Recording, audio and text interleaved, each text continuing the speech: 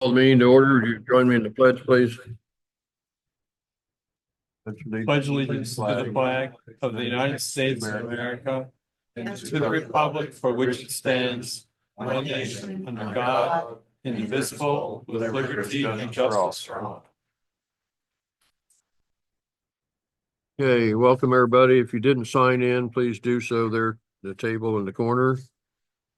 We're here for the strategic planning meeting of September. Polly, you want to lead off with your? Yeah. So thank you. I have a couple of different things that I wanted to do tonight. As you remember, the last special meeting we had, we went through more of the existing evolving conditions. And we stopped short of the strategic priorities and the recommendations. Also, since that time, I have worked with the steering committee and received a number of comments from them. I've also received a number of comments just from individuals, whether they're residents, some are developers, some are adjacent entities or stakeholders, like like the sewer district just got me comments today. Those are not integrated in what I have today, but different entities have given me different comments. So I thought it would be beneficial to go through that list of comments that I've received and tell you how we have started to address each of these. The steering committee and I got through the first two slides of the comments, and we stopped and recessed until our September 18th meeting. So I can kind of talk you through those and tell you what the steering committee feedback was on each of the comments. And then, after we get through that, if we want to tackle, the strategic priorities, which and the recommendations, but I also think some of what we do through these slides will evolve into that, where we'll cross over into those priorities and recommendations. So does that sound like an okay plan to you? Do you have any comments? Okay, cool.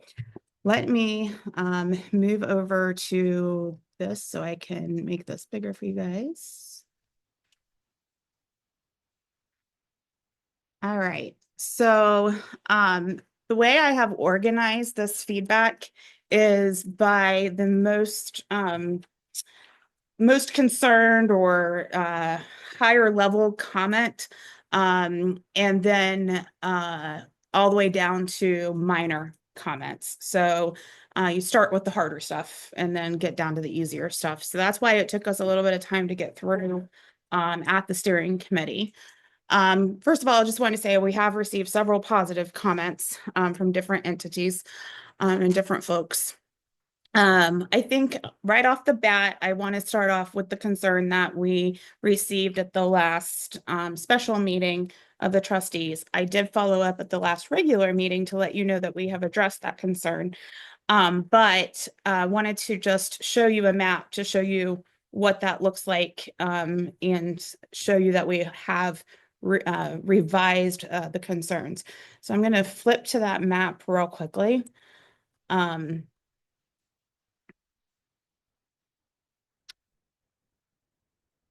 So this is the recommended Harlem Township overlay map. The map that is in the draft one document showed the mixed use going over to the west of Harlem Road, which is where this yellow is now. That has always been clustered conservation residential district. And we did show that being changed to mixed use, mostly to capture this area to the north west of Harlem Fancher Road. There was major concerns, as you know, about that. So we have pulled that back so that the mixed use follows Harlem Road, just like it does in the current adopted overlay district itself. This recommended overlay map still includes going 1,000 feet north of Fancher Road to capture some of those larger parcel lots. And we can continue to evolve, massage, and work through that. But I didn't feel like we should remove that right at this moment. That isn't as much of a concern, I don't believe, as what to the west of Harlem Road was. So again, we can revise that if we need to, but wanted to show you this. The other comment that we heard about this map was that we were showing like more of a linear cottage business area between the mixed use and Center Village, and then north of Center Village to the Trenton Road area, as well as from Center Village over to the mixed use areas to the east. Wasn't ever meant for that to be a linear, like you can just build commercial linear along those roadways. It was more to have strategic pockets of where cottage businesses made sense. Maybe when key intersections come through, having a pocket around those intersections. So we've put bubbles around these areas now to make everyone understand that that's something that has to be worked on, negotiated, talked about at the township level. And on the key, we've said cottage businesses use allowance in strategic areas. So those aren't going to be decided with this. It's going to be something that has to be decided as we move forward with future zoning areas. So with that, do you guys have any questions regarding this change in the map? I think I understand the intent of the bubbles, right, for the for cottage business. I guess I wonder if there is a better way to graphically display that, just to remove any kind of confusion or ambiguity about it. Okay. Because I think we all know that you can't enforce a bubble, right? Like the zoning has to be applied to the parcel. And so I wonder if that is just a little bit misleading without additional clarification. So what we have learned is that, yes, when it goes to zoning, it has to be tied to something. It has to be, a legal parcel or something that's defining that area. What we found with comp plans is that as if we make them more of the bubble concept, it gives the township the ability to work through the zoning process to define those exact boundaries without locking you into a comp plan. That it gives you a little more lenience. So it's up to you. I mean, we can try to graphically display it differently, but we found that that's been more successful in future zoning changes to say it's in that target area. But that kind of like nondescript graphic representation is something that you've done in other comprehensive plans. And two, just to build off of that, when people see their individual parcels like included when maybe it's not like that perfect or in like an area, it can be kind of misleading when maybe those aren't necessarily defined right now. Do you think it would be helpful to have one map that shows as this one is entitled, recommended Harlem Township overlays, but then have a second map that says, it has a different title, proposed blah, blah, blah bubbles. That's just totally different and distinct so that there's not confusion. Yeah. So what we have actually talked about internally, Kelsey and Molly and I, is maybe getting rid of this recommended Harlem Township overlay map and just having the actual overlay map of what's adopted today in the plan. And then just having a future land use map that is more bubble for everything. And then, yes, it's two distinct maps. It's kind of aligning with what you're saying. Okay. But it doesn't contemplate overlay districts at all on this other map. It's just future land use. Bubble would just be a proposed or possibility and not under the umbrella of the overlay. Yeah. And it kind of goes along, I'm jumping ahead here, but I have to because I think it makes a lot of sense.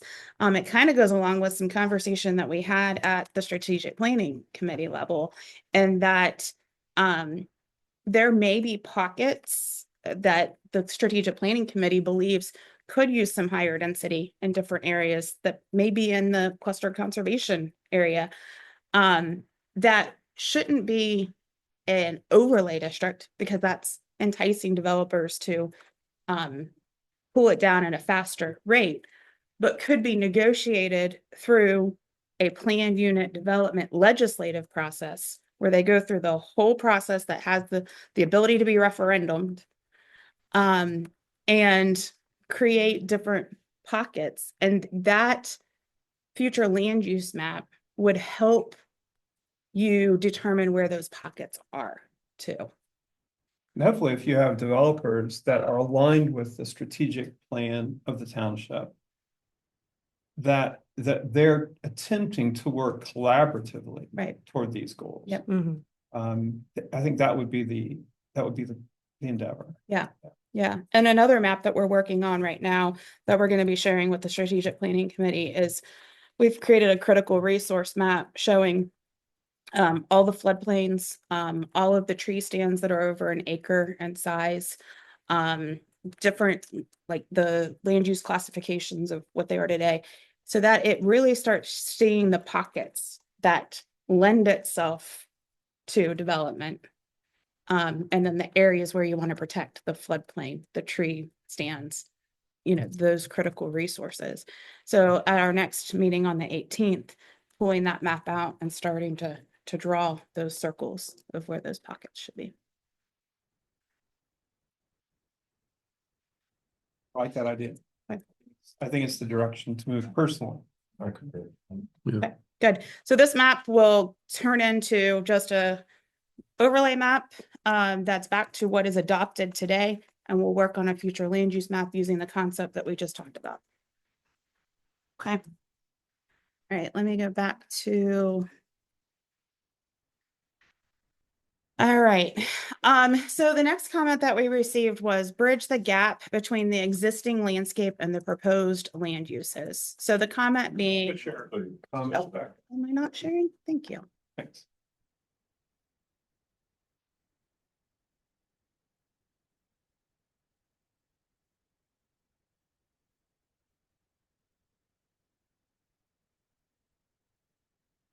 There we go. So bridge the gap between the existing landscape and proposed land uses. So the comment there is that when a resident reads this plan and they're looking out their window, they're seeing what they consider agriculture, even though it might not be production agriculture. They're seeing large fields, not developed, more of a rural landscape. Maybe not understanding that the sewers are coming and what is going on around in the greater area of the township. So really providing more of a summary of why this plan is important and why we're looking at moving in the direction that the strategic plan is looking at. So Molly from our office created a one-pager, might be actually front and back one-pager, that talks about that transition that we are going through as you were going through as a township. And I did email that to all three of you a couple weeks ago. So happy to take any feedback that you guys have on that one pager anytime. If you want to read over it later and get back to me, it's fine too. But Maureen read it and gave me some minor tweaks to it. Maureen is the chair of the steering committee. So I appreciate that feedback as well. How do you anticipate distributing? Because this is an education process, right? That we really need to embark on. So how do you plan to distribute this and get this to the residents that really aren't informed at this late date? So one is we're going to put it in the plan, but two, having it as a one pager that we can put on the website, we can maybe shoot it through your communications committee to put in an email blast that is separate from anything else, just so people see it. And I'll talk to Lindsay about her thoughts on the best approach to that. Sharing it on your Facebook page. And then if any of I think our steering committee members helping get the word out through their neighbors, just like they did with the soup sessions, reaching out to their neighbors and saying, here's this document, you might want to read it. Do you have any questions? How do you think we can generate more attendance at our final community meeting? I think because we actually have a document that it will generate more. I think that once, especially with maps being out, I think that helps. So I think posting on your Facebook and doing your email blast with the actual links to the document will help people want to be there and discuss it. Lindsay just said. Oh, is she online? here, Communications Committee also prints a quarterly newsletter coming up that can be used to distribute the one pager as Okay, well. great, perfect. That's, I think anything for that is due September 12th. Oh, we can have it ready by then if you guys get feedback to us, but Oh, I guess I'm curious, so like not directly related to the draft strategic plan that we're discussing right now, but. We've had crowd communications involved Yep. in this process from Yep. fairly early on, Yep. right? I feel like we've crossed a lot of T's, dotted a lot of I's, and trying to be as transparent and communicative with this process as possible. Yep.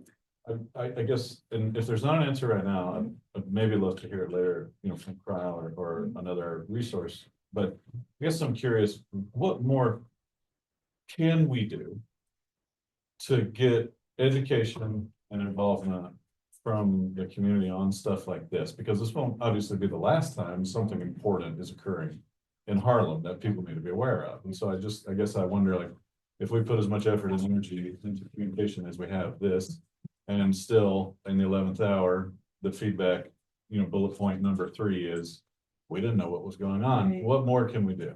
yeah. So my experience, and I've heard Angela from Cryle say this as well, but I will see if she has any other comments too, but we both have said this. My experience is that until it's in their backyard or it is something that affects them personally, it doesn't raise to the radar screen of showing up and participating. And I see that over and over, not just in Harlem Township. It's just a human nature response to the world right now. For sure. So, it's more of maybe that's why I think the maps are effective, because they can look at a map and say, where am I on here? How is this affecting me? And then they show up.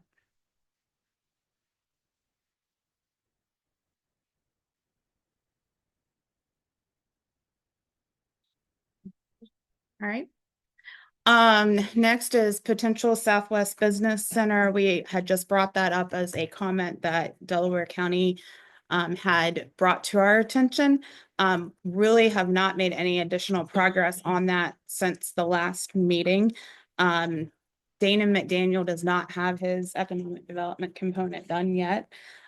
So as soon as we hear more from him, I will elaborate more on that. All right, recognize the influence or target aspirations of One Columbus, the Ohio Department of Development, and NACO. That it will be part of the economic development component that Dana is doing. Define development ready. I will just tell you, and it'll be part of the economic development part too, but what development ready means is that there's water, there's sewer there, it has zoning, that a developer can come in and just get a permit and start working. And that is what One Columbus and the development entities are looking for in the economic development world. Recognize that Intel has been delayed. I think that's important. Doesn't mean that we stop planning, but it means that we can take our breath a little bit and just recognizing that, and how does that change our timetables. It doesn't change as much for Harlem Township because you still have the sewers coming at the rate that they're coming. But we don't have the, Intel opening this year like they originally said. So. All right, update the plan based on the most recent utility proposals. So right now the plan has the 5 different proposed alternative designs or preliminary layouts.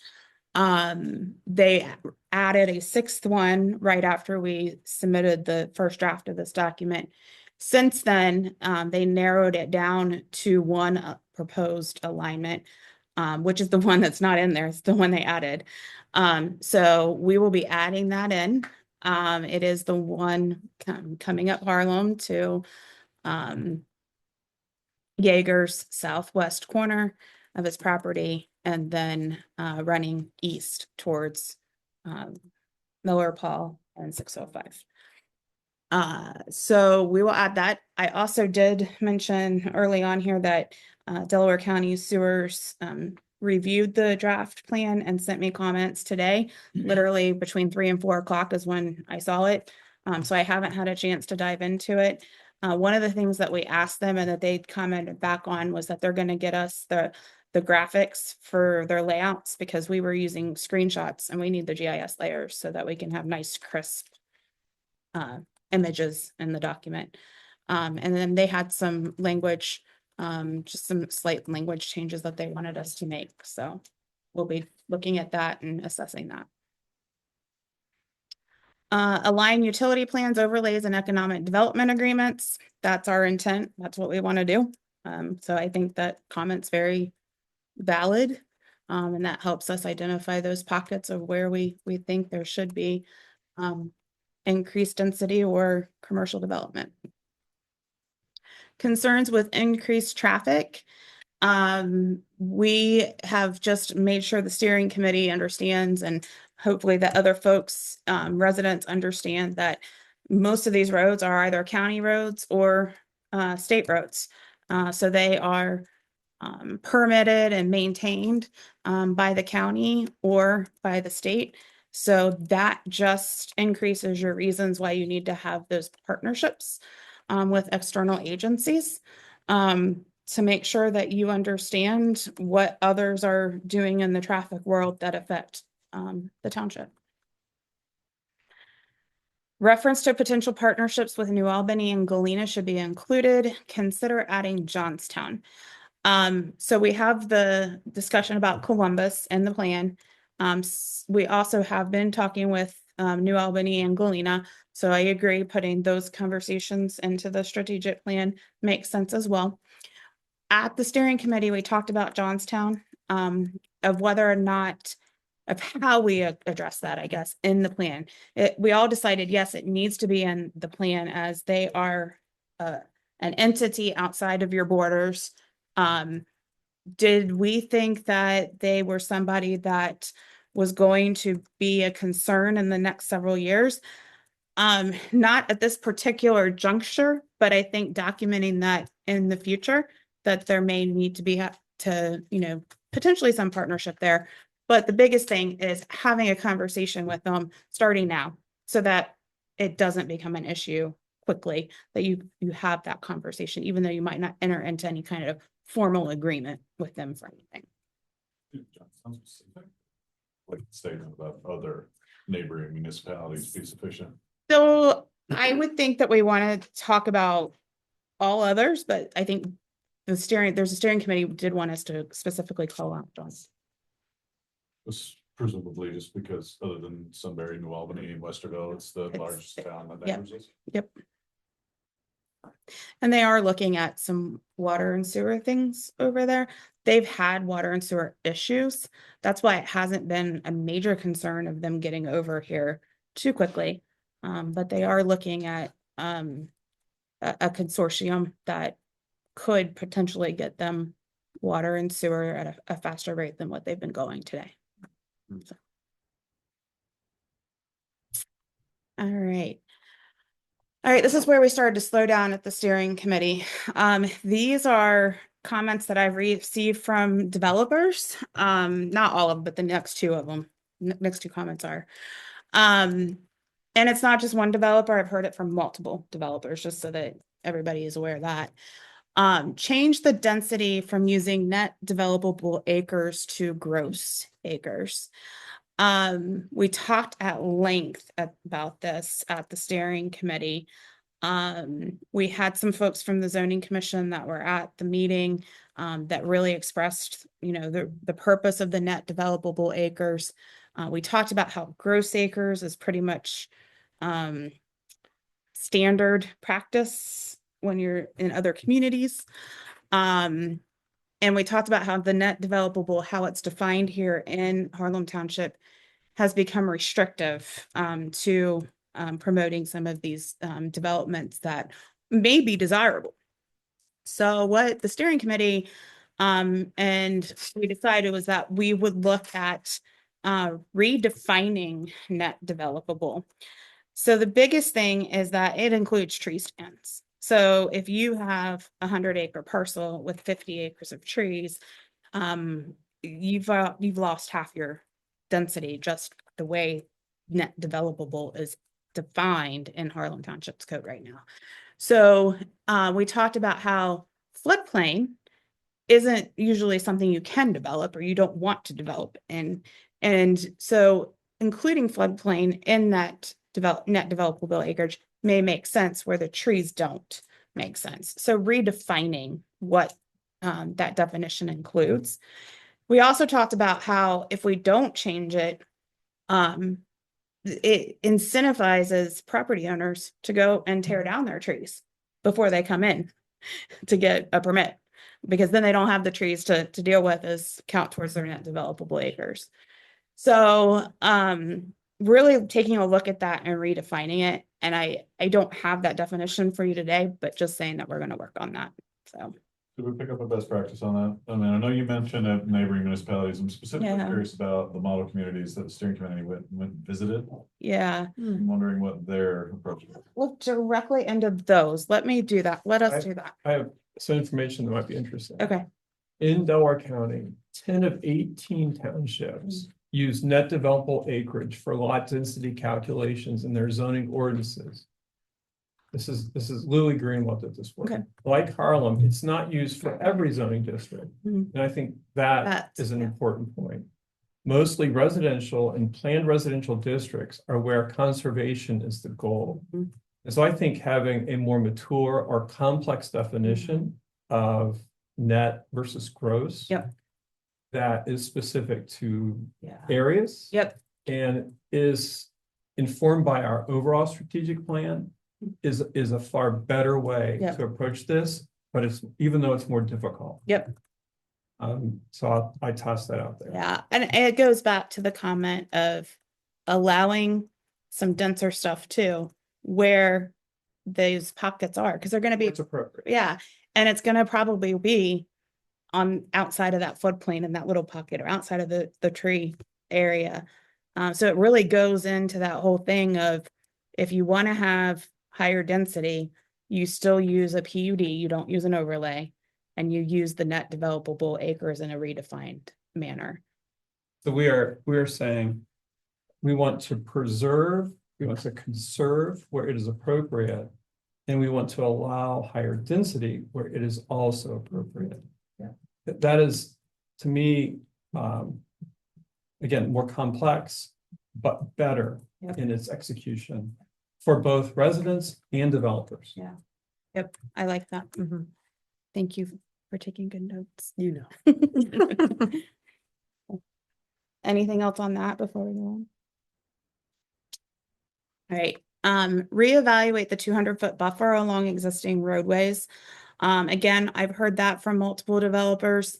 Some properties lend themselves to the way they are laid out, that it is a problem. Some places, it could potentially be okay. The whole idea behind the 200-foot buffer was to do similar to what Jefferson Township has done, just outside of Gahanna, between Gahanna and New Albany. You drive down Clark State Road. You feel like you're not in Columbus. It's beautiful. It's trees aligned on both sides.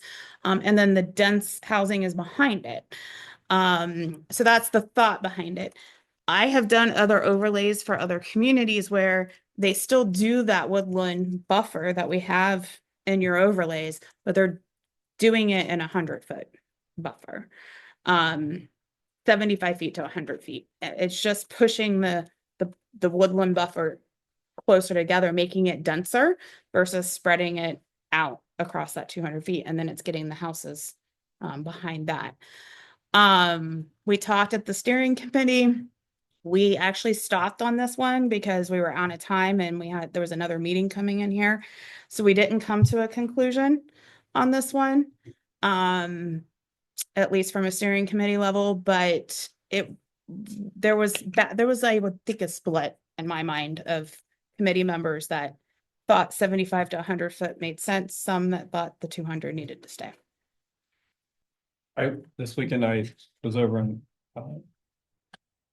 Carmel, Indiana. Driving their beautiful boulevards that are wide, great big setbacks. And you just don't have the sense that you're driving through a neighborhood, but you are. Which caused me to want to favor the bigger the buffer, the better. But then again, we look at a property like Russ Miller's, and it makes it very difficult for anyone on that particular piece of property to develop effectively with a huge buffer like that. Right, which we do have the divergence process Yeah, in there for that reason. yeah. So do we just encourage that property owner or those kinds of property owners? Hey, utilize the process. We understand the challenges. Do we identify properties? I don't know what the answer is that are going to be particularly challenged.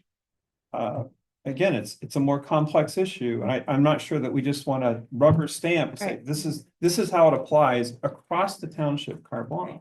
I honestly think looking more at a site specific level to see what potentially could be an issue. You might not catch all of them, but being able to identify some key ones would be good. What do other townships do in this regard? You know, As far as the, like with with the buffer, with properties that have acute difficulty. yeah. So, most of the communities I'm working in right now are 75 to the 100 feet. I don't have any that are going to the 200. But we want to be a country suburban right. that's different. Yep. Yeah. I do have one community that, I talked about the 200 foot and they flipped it around. I told the steering committee this. They flipped it around. They didn't want the 200 feet in the front. They wanted the 200 feet in the back to protect the neighbors from the existing residents from the new development. So they flipped it around. They do 200, but it's in the back. So it's kind of really community preference. And as far as the not being able to meet it because of a odd parcel, that's why we have that divergence process. I will say developers they don't like the divergences because they feel like it gives ammunition to the trustees to deny the plan. But I think if it's one or two, it's not a big deal. They just don't want to have 10 divergences because then it's not meeting the intent of the overlay. Okay.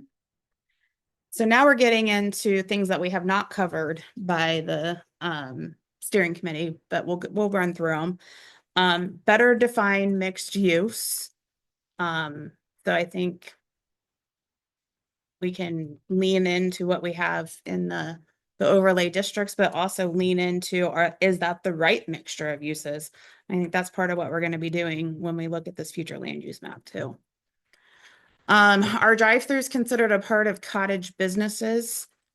Typically not when we write them. We want cottage businesses to be more of a small walkable type business, but again, that's how the township decides, their preference on how they define that. Resident participation should be a long-term recommendation. I think we have it as a short-term because we think it needs to happen. I agree it needs to be long-term. So I think what we internally, Molly and Kelsey and I said, we're going to change it to ongoing. It's not something that's short or long. You should always be doing that. Emphasize partnerships with large landowners, loses trust with residents. I don't know if I have a comment on that. Do you guys have any? Okay. Open communication builds trusting relationships. Mm-hmm. And so as these large landowners look to operationalize their long-term plans, they are going to have a disproportionate influence on the future of the township. That's just a fact.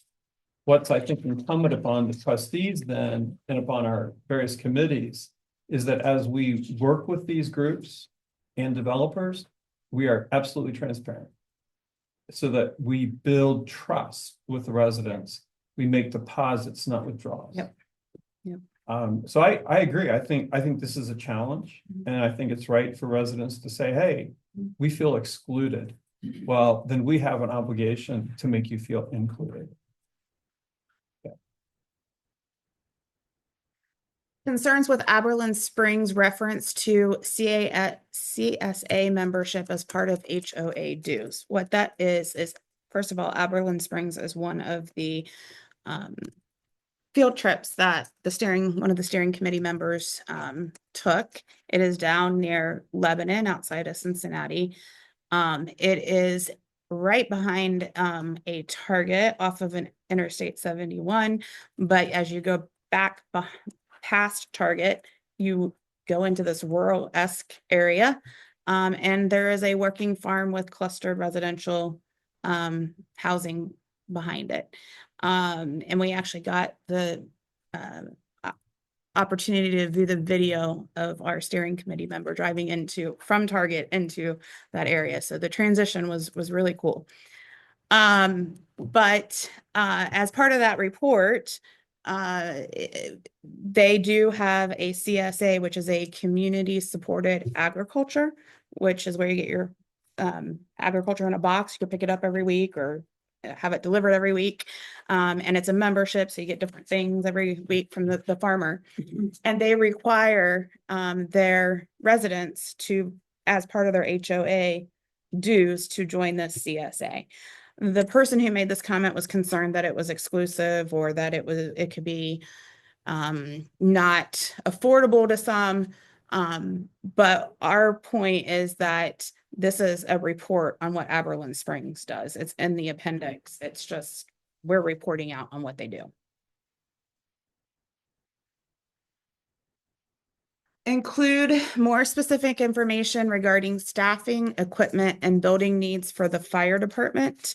Oddly enough, had a conversation with the fire chief today about getting specific numbers from him. So we didn't get into the details today, but just setting up a time to get together and talk about that in more detail. Avoid cookie cutter housing, allow personal design preferences. I agree that that's, the goal of the township. I think that we need to, again, focus on some of those planned unit developments that are negotiated and not necessarily part of the cloud, and to help us work through that. And then the ones that are part of the cloud, we have the architectural standards that require quality materials, but don't dictate the architectural style that they have to follow. So you get the quality development, but not everything is cookie cutter. Add Evans Farms, Jersey Township, and New Albany field trip summaries. Those are field trip summaries that we received that we need to add into the executive or the appendix. So we will be doing that. Replace the Ohio Erie Trail photo with Duncan Run photo. So there's just a photo in there, and I agree, replacing it with a local photo makes sense. Add Dutch Holland to the steering committee. Dutch is online. I apologize to him. We missed that. So he is a part of the committee. Reference the number of attendees at the public meetings in the soup sessions. I think that came out of the last trustee special meeting. We've already updated that. So not in anything that you guys have, but in our own internal documents, we've done that. Need a clearer image for figure 11. I have a feeling that's probably one of our sewer maps, which we agree that we need and we're getting. So. Recommend a glossary of terms at the end of the document. I think that is a great recommendation. People don't know, residents don't know what is a TIF, what is a JED, what is a overlay, just being able to define those terms easily in one location. And going along with that, define CIC, Community Improvement Corporation. We talk about that as one of the strategies that the township can utilize to help purchase property, protect property, or develop property in the way that you see fit as the township.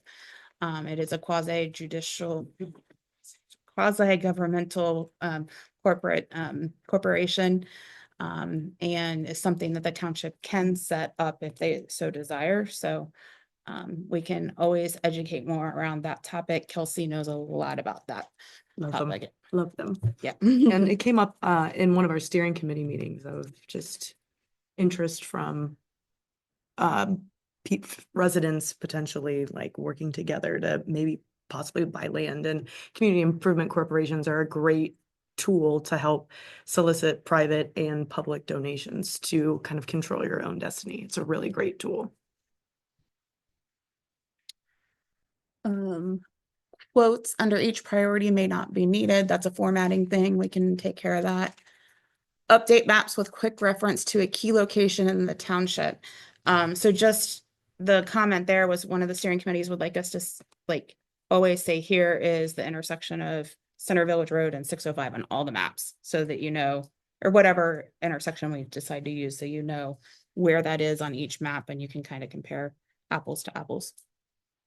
And then there are a few typos, so we're going through and fixing those. And like I said, I did get the comments from the sewer district today. Those are not included on here. I will be reviewing those and addressing those where we see fit on that as well. I have a couple comments online. Dutch said if we favor allowing exceptions to setbacks, do we open the township to legal challenges when we deny and accept? And then Alice said, good question, Dutch. Also, how would road widening of country roads in future shrink setbacks? And also, wouldn't maintaining 200-foot setbacks for all also help future road growth? So I'll take them one at a time. So first of all, divergences should be based on a particular feature of the lot. It shouldn't be a arbitrary decision that the township's making, and there should be clear criteria in the document as to when and why the trustees should be approving a divergence. That will help ensure that you are not going to open the can up for everything to be open for a divergence, or open the can up for a lawsuit that could be valid. Can't say that somebody's not going to sue you. Anybody can sue over anything, but if you have strict criteria and you follow that criteria, it reduces the likelihood of a successful case. So that's number one. Number two, the setbacks in the overlays that as they are written today start from the future right-of-way line. So they don't start at the current right-of-way line. So it takes into account the expansion of the roadways. So until the roads are expanded, the setbacks will be even further back than 200 feet. Just to allow for that right-of-way to happen and not interfere with that woodland buffer that would be put in. And then the third one is kind of tied to that as well of we've planned for those road expansions, and we don't know what roads are going to be expanded and when they're going to be expanded, because the county engineer's office really focuses on the intersections and getting those functioning with the roundabouts so that the traffic's flowing more freely in between, reducing the need to widen faster than what we've seen in the past before roundabouts came about. So I think that we have planned for all the roads to be widened when we look at how far we're measuring the setbacks, but in reality, all those roads are not going to be widened. So maybe we need to have a better look at that too, to bring those back in some key locations too. Alex said, thank you for the explanation. You're welcome.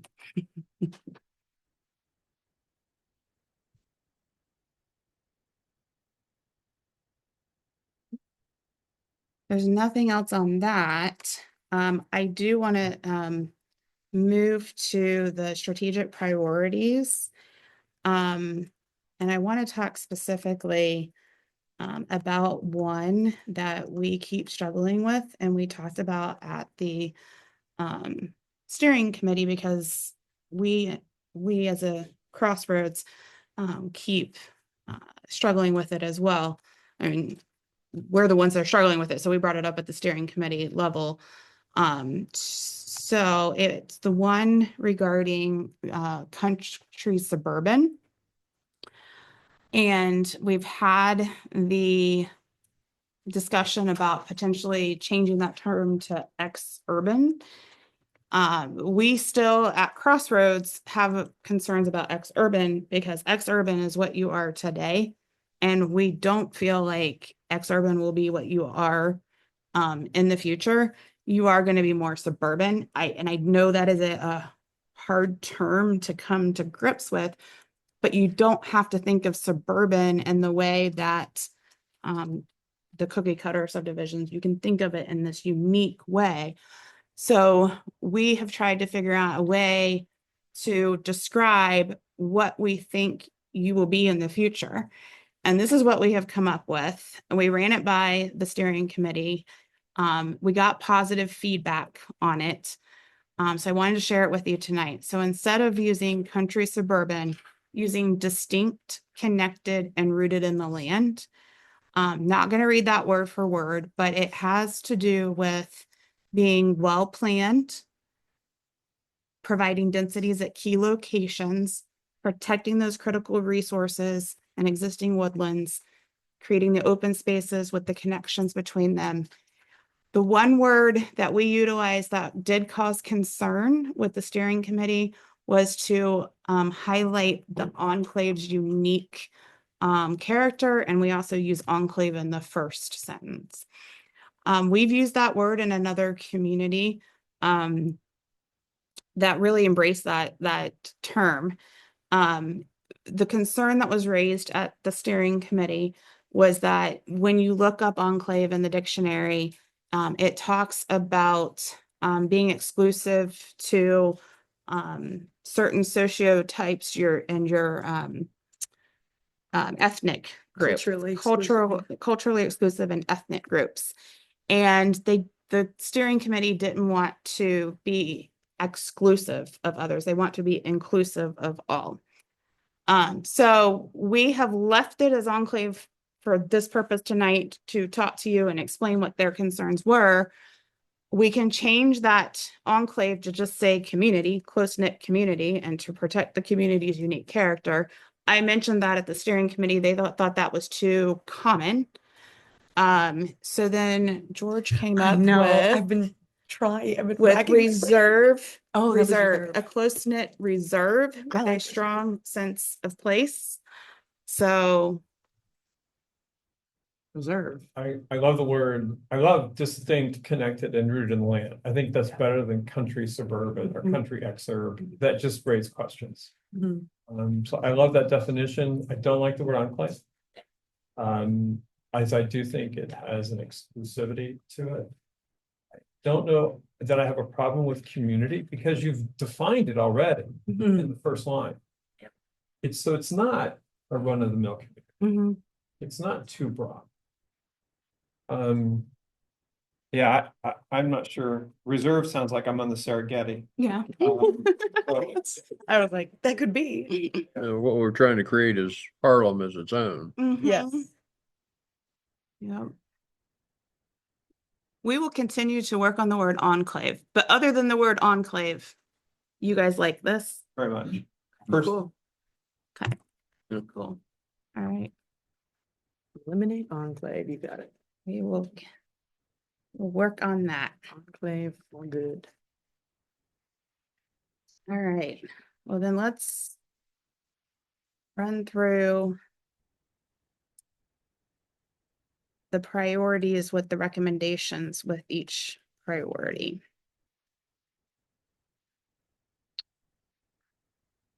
Gotta get there.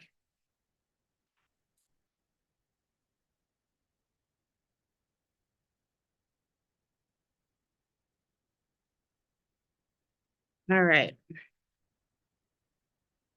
So we're going to be changing this, but we'll start with country suburban lifestyle, which will now become distinct, connected, and the language that we just used. So this is talking about protecting the township lifestyle. We provide an image of this Aberlin farm or springs that we just mentioned in Lebanon. And again, this is literally down the street from a Target off Interstate 71. So showing you how you can preserve that character in a transitioning community. This is the picture where we're going to change out and put Justin running. And then we get to the recommended changes. So we talk about the CR or the MSBR, which is the Trenton Road area, and then the CLR, which is the County Line Road area. We didn't have any recommended changes to those overlay districts. Are we gonna need to look at those though? With the gleaner? I think probably, yes. I think that as we start looking at this with the steering committee at the next meeting of looking at those pockets, and we start talking to Dana's group about what uses make sense. Yes, I do think some of this needs to change. So, yeah. In the CRCD, we recommended that you consider allowing other types of housing units. Right now, you only allow single family and what you call attached dwellings. You have a different term. It's basically duplexes. We're recommending that you allow condominiums and other uses in this overlay. Now, this was written before we had the idea with the steering committee of using the PUD for key locations. So maybe this gets realigned and you keep your CRCD the way it is. And if they want to do condominiums and higher density, that they pull down the cloud. Or means they do a PUD through the legislature. So. Did members of the steering committee, I fail to remember, but in a number of these communities, there is this almost seamless mix of single family residential and mixed use / condominium, et cetera. Mm-hmm. And there's a quality about all three Mm-hmm. that allows them to blend together Mm-hmm. well. Mm-hmm. In West Clay, for example, Mm-hmm. right? From the middle, as you work your way out from that city center, Mhm. you just have this wonderful blend that makes sense and provides for diversity of income and diversity of generations Mm-hmm. in the community. Yeah. And is that That's what I'm trying to get at. okay? But maybe it's not through the overlay districts, as we originally said here. Maybe it is through that PUD legislative process. And I think we need to flesh that out. I think. So can we capture that in words Mhm. here? Yeah. Okay. Yep. And I think I'm just going to go through all of this overlay stuff because I think we know what want to change it to. So I don't want to sit here and dwell on what we have in here right now because we know that we're going to be working with the steering committee to reevaluate that. Let's see, secure township. Let me go to the actual implementation chart. It'll be easier than.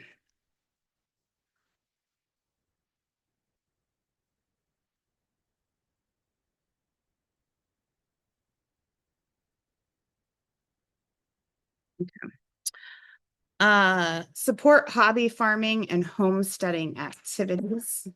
Amend the zoning code across most township districts to explicitly allow hobby farms and homesteading operations, including livestock keeping, beekeeping, and agricultural activities. And we think that's a short-term recommendation.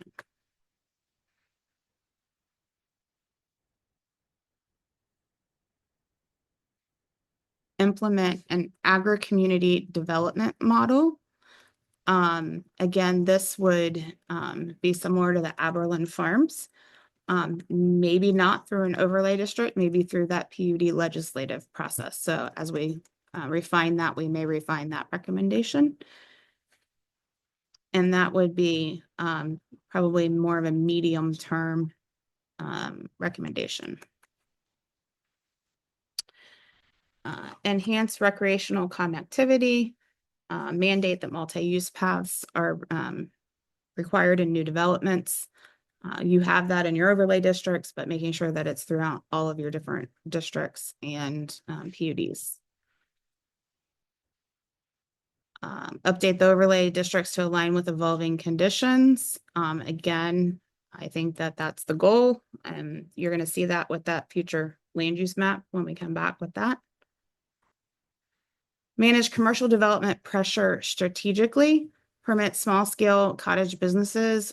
And we specifically stayed 1,000 feet, within 1,000 feet of State Route 605 and along the Eastern Center Village Road within high quality design standards in the overlay.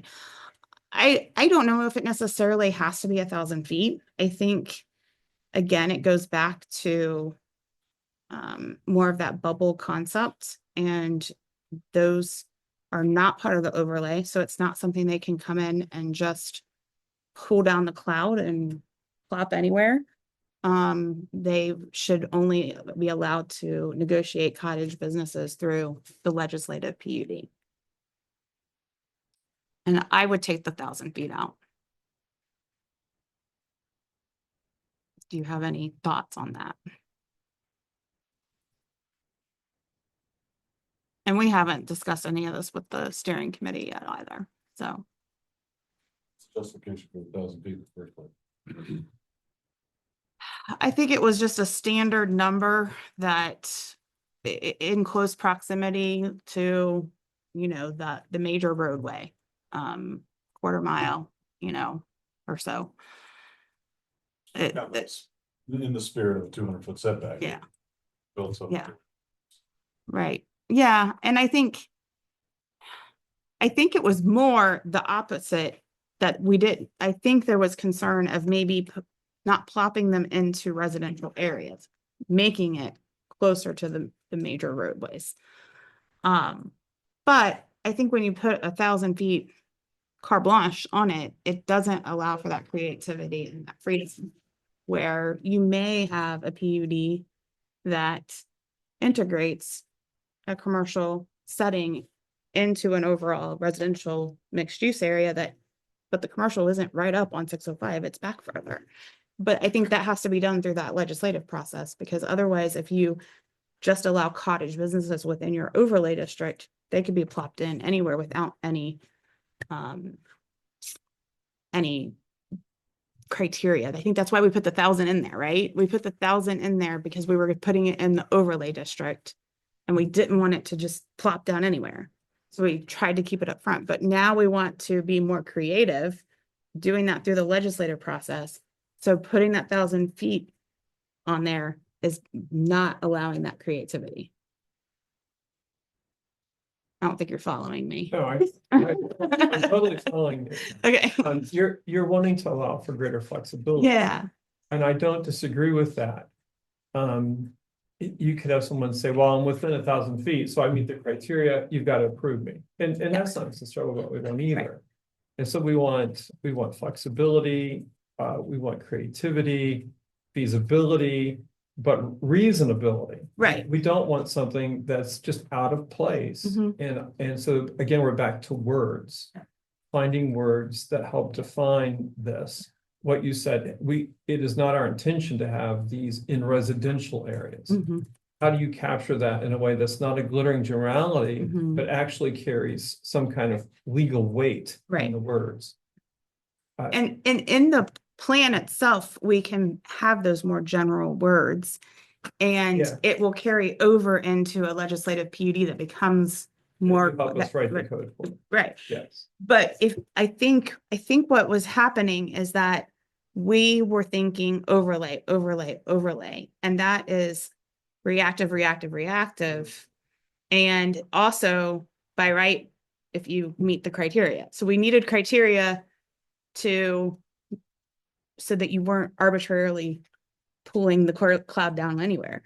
But but if you have those softer words, those more general words within your plan, and you have the more general land use plan of bubbles, it gives you that flexibility and creativity to then turn into your legal words that's more defined later on, but not necessarily in your strategic plan.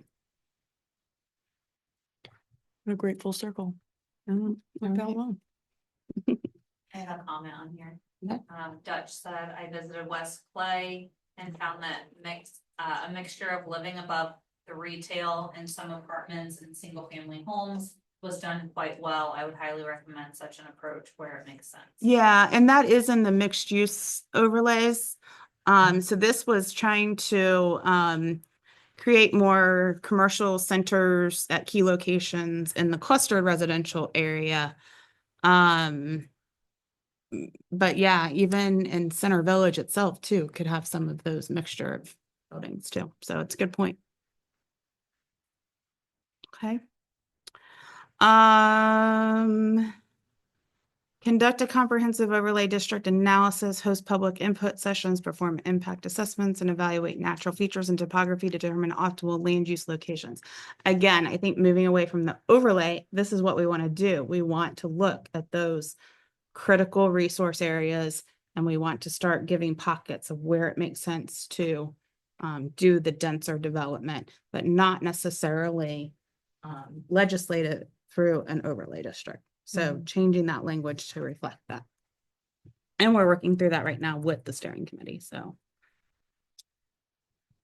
Preserve township independence through partnerships, establish ongoing dialogue with neighboring municipalities to identify shared goals and collaborate opportunities, including potential non-annexation agreements. That's already happening. That's, New Albany, Columbus, and Galena are all being explored at this time regarding non-annexation agreements. Explore expanded local governance authority, research benefits of limited home rule status, and create public engagement on that. Do you have anything else that you want us to add revolving around that topic? Because I know that's a big topic for you, Adam.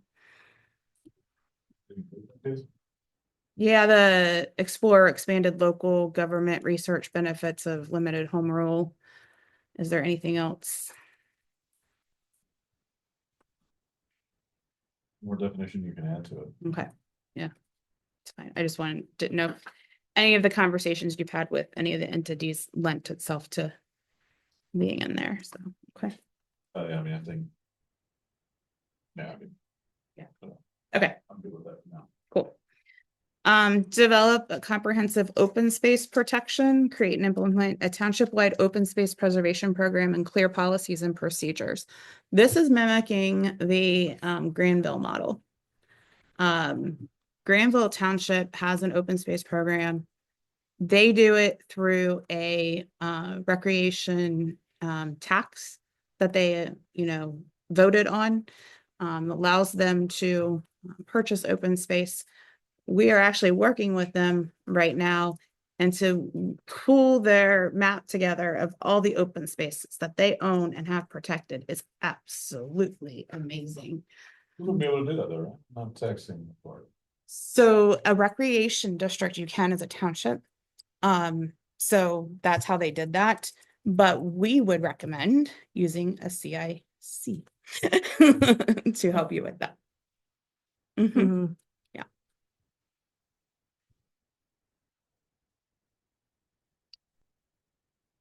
Leverage economic development tools to guide growth. That's your JEDs, your TIFs, your CEDAs, and your NCAs, utilizing your municipal partners.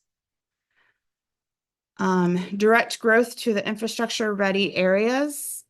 This is where I think we need to use overlays. Overlays are enticing to the economic development component. And I think when we get that portion from Dana, reevaluating what those overlays look like in those economic development prone areas, I think is essential. Yeah. Yeah. Can't imagine the lift that's involved in that. Yeah, I don't know when he originally told us end of August, early September, but I haven't heard an update. So. Diversify housing options, permit housing types that support multi-generational community, including accessory dwelling units and aging in place options. I'm curious of feedback on that one.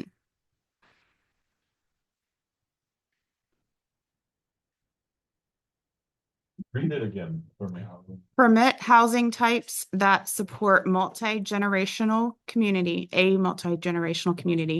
including accessory dwelling units and aging in place options. I mean, I think different aspects of this are important, and because, you know, especially when the phrase, you know, multi-generational, right? I think by default, the thing that comes into mind is generations of the same family living in the same Yes. place. And I mean, I think that is great. I mean, I think it would be fantastic if Harlem could say, this is where my grandparents are from. I'm from Western North Carolina originally, right? And I mean, they in the holler, I mean, generations, from the same place.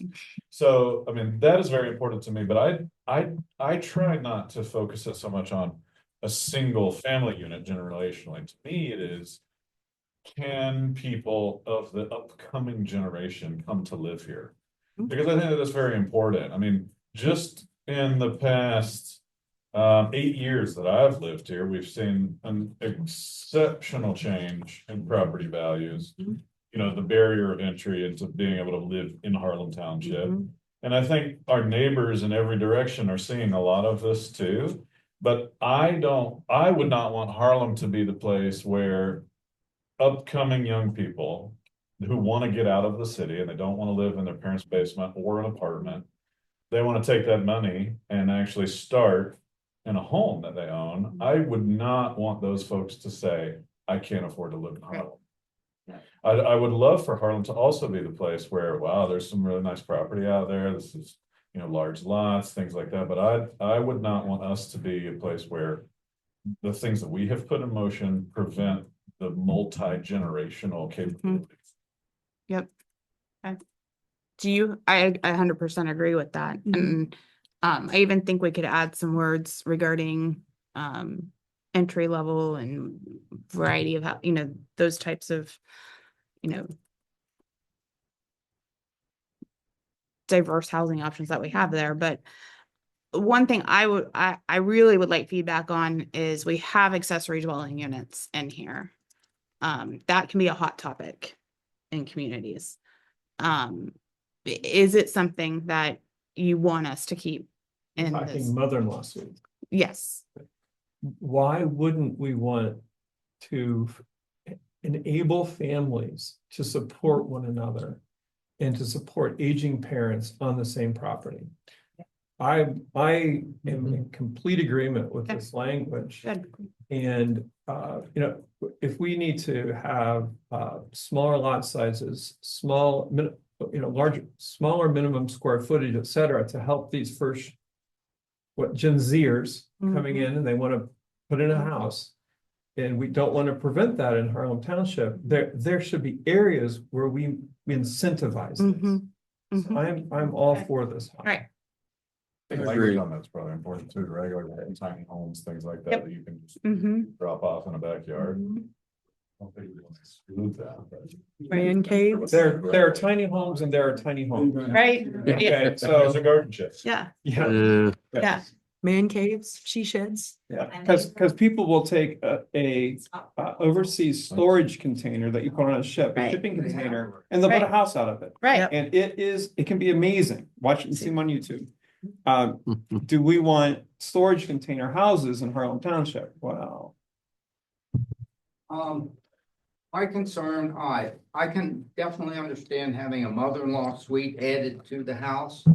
But there are developments now, or there's discussion of allowing, I don't want to call them sheds, but really small domiciles in someone's backyard that maybe their mother-in-law lives with. my concern is, all right, that house is sold. And now, does that person get to rent that? What, we've got a small 500 square foot. Yeah, it becomes a enforcement problem. I know 2 or 3 places over the years that We're talking about lounge. there's a trailer brought in for a mother and it's still there. We shouldn't get bogged down into discussion about this right now. Holly's gonna craft excellent language that protects us on all sides. There you go. Yeah. Yes, so expanding that language, yes, to protect. Cool, yep. All right, enable agritourism development. So allowing the tourism that is agricultural related. That would include your hobby farms and farmers markets and those other types of uses. Are there any types of tourism uses that cause you concern? It could be a winery, it could be an event center, it could be. Or dispensaries considered agritourism. No, we would I would recommend that we directly address dispensaries and so that they're not correlated into agritourism or agriculture. They're also defined in our zoning. Yeah. Yeah. In multiple places. We already have that. Yeah.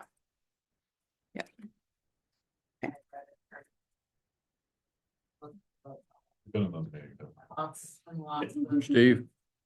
Don't worry. that- You mentioned event centers, that one would ring a bell with me. And I think it would with a lot of people, not needing to have, parties going on every Friday and Saturday night next door. Yeah, you'd have to get into like noise ordinance, Good luck. things like that. Yeah, good luck. That's not happening. So, becoming commercial zone. Yeah. So I mean, Well, but to that I point, would suggest leaving that phrase, event center, out of your phrasing. because to that point, I mean, even if you have a winery that has some sort of acreage, someone could rent it out for a wedding reception, right? Something like that. So I don't know, maybe that's in the bucket of things that Holly's gonna craft great language Yep. on. I will do that. Foster small business growth, connect local entrepreneurs with business development resources and supportive services. Kelsey, you want to talk a little bit about your experience with that? Oh, yeah, especially partnering with some statewide organizations like Heritage Ohio, and there's big networks that can really help you have your SBA groups, there's other there's different programs that can help utilize development dollars for small business as well. So I don't, if you've been to Delaware, they have a very strong Heritage Ohio program for their Main Street. So a lot of different, there are a lot of different resources at the state level that you can buy into to kind of help guide and set that framework up in that way. And that might be beneficial in the Center Village In Center area- Village, yes. area. Are either of you Particularly. familiar with ways that a limited home rule township can further influence fostering Hmm. small business? I don't know of any in particular for home rule. There are different programs such as like, this isn't necessarily attracting, but this can definitely help with the maintenance of Center Village, a special improvement district where you get the property owners to agree to put money in together to help with maintenance, decorations, lighting, things like that, which can be helpful. But in terms of what home rule can do, I'm not as familiar in that way. I know Pete had mentioned a little bit about that. Mhm. Understanding limited home rule, we have more capability to create grants. Yes, Things like correct. that Oh, to nice. foster that growth. So we would have a little bit of our Right. own. Right. Destiny and control, so. Yep. Another meeting, but I thought I'd Yep. take advantage of it. Yep. Both of it. Yeah, so I think building that language into this recommendation, so, okay. Consider the creation of a CRA. CRA is a community reinvestment area. Do you want to talk about that too, Kelsey? Yes, love CRA. CRAs are really great for commercial, but also residential.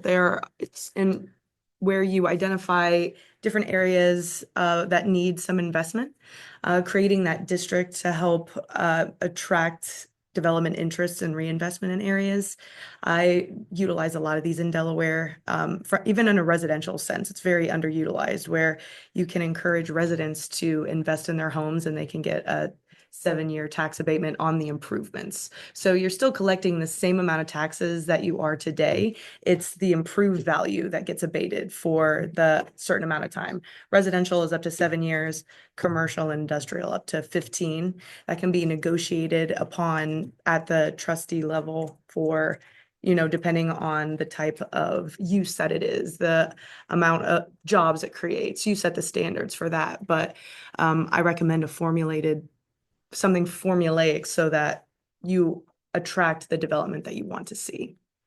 So that can also definitely help foster Center Village and small business development as well.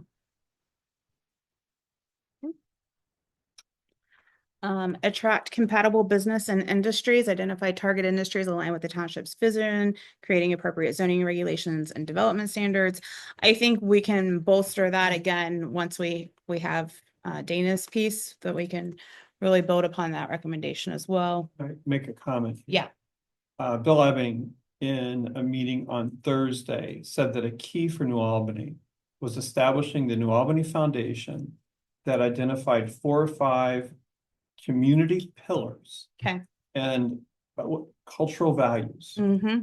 And whatever business that considered coming into New Albany to partner with them, they had to agree to support these community values. Gotcha. And this is something that matured over time with them. Yeah. But we have the opportunity right up front Yeah.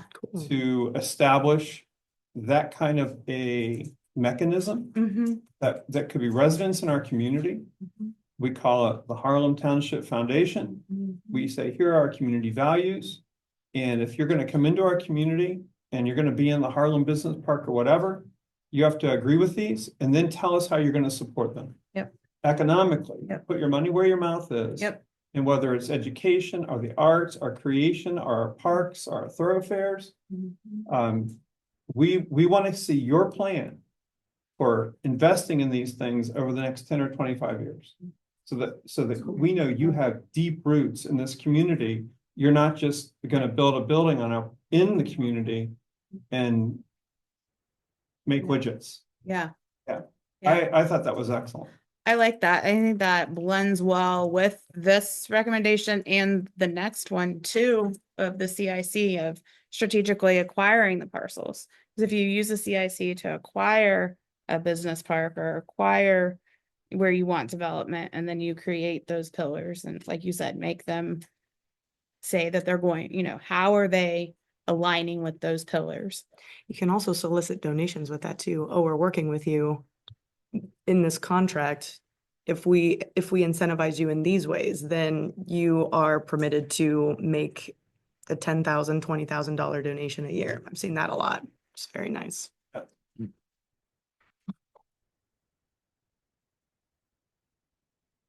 Okay, moving on to maintain healthy internal and external relationships. Enhance resident participation and communication. Implement diverse communication strategies, including methods suggested by residents during the community meetings. And we talk about a lot of this up in the text of the document too. But talking about things like at the community meetings, folks said utilizing the pizza boxes as getting information out. So we didn't list all that detail here, but honing in on what feedback that the community members gave us. Foster regional collaboration, continuing monitoring the surrounding communities, planning initiatives, zoning changes, and development patterns.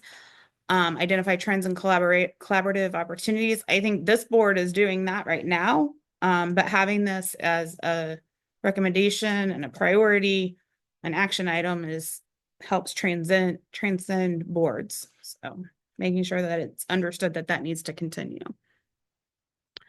Build relationships with major landowners. So it goes back to The conversation we had with the concern of, does that lose trust with residents, but how we need to help residents understand and feel inclusive of those conversations.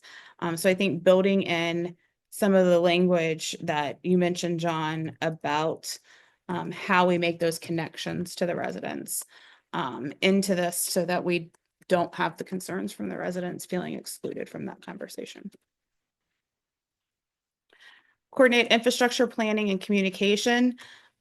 We meet regularly with Delaware County Sewer District, meeting with Delco, county engineers and other agencies just to continue those transparent updates to residents. I believe, every time there's a Delaware County Sewer District at the next meeting, I think you're reporting out on what you heard and just making sure that, again, that continues into the future. Can you include in this section, because it's internal and external, could you include maintaining communication with residents as well as strong, healthy relationships with township employees? Yes. So we don't focus too much on the internal here. Yep. So I think we need that piece. Good point. Yep. And that language can be built on. Yep. In both of those areas. Yep. So I'm thinking residents and employees. Yep. And the importance of there being good comms, residents, employees, trustees, across the board in this regard. Yeah. And some structure put in place to help that, Yeah. to And facilitate that. I'll talk to Angela about her ideas of that too. That's the communications group. Right. Right. Yep. And it needs to be in there. Yep. I agree.